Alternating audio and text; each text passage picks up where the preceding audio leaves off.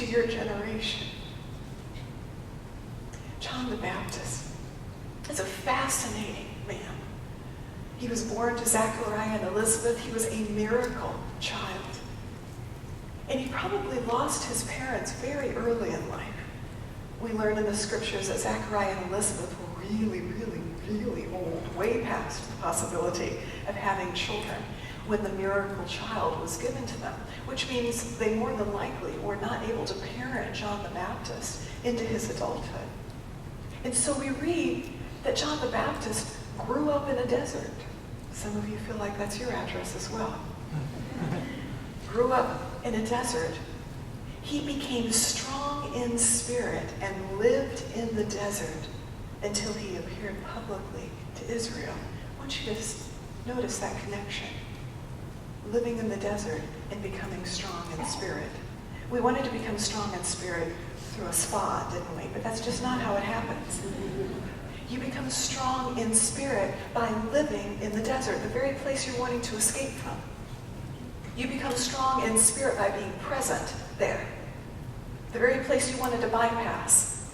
You become strong in spirit by remaining present to God there. He became strong in spirit and lived in the desert until he appeared publicly to Israel.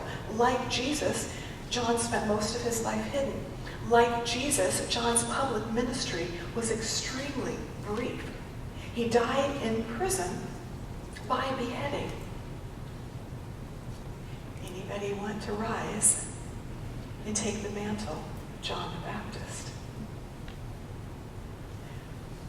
Before he prepared his generation for the Lord, John prepared himself. Now, it would be incredibly easy to craft a message around Isaiah 40, challenging you to prepare the way throughout the world for the Lord. You're ready to sign up for that. You have volunteerism imprinted on your DNA. You are absolutely willing to turn away from other things that generations have found to be their source of content. You are willing to give your life for a cause. It would be relatively easy to invite you to rise under that interpretation of prepare the way for the Lord. But my assignment is not to talk about an external cause. My assignment is to talk about an internal cost. Prepare the way for the Lord. Allow me to read to you from the writings of James and Fawcett and Brown. Speaking about Isaiah 40, verse 3, they said this: Eastern monarchs sent heralds before them in a journey to clear away obstacles, to make causeways over valleys, and to level hills. So John the Baptist's duty was to bring back the people to obedience to the law and to remove all self-confidence, pride in national privileges, hypocrisy, and irreligion. I'll repeat that. His assignment was to bring back the people to obedience to the law and to remove all self-confidence, pride in national privileges, hypocrisy, and irreligion, so that they should be ready for his coming. I repeat, though, before he prepared the way for his generation to the Lord, in that desert, in that wilderness, in that barren, stark, harsh environment, he prepared the way in his own soul for the Lord.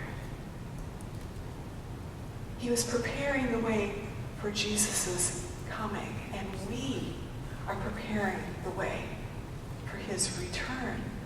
Are you preparing your soul for Jesus' return?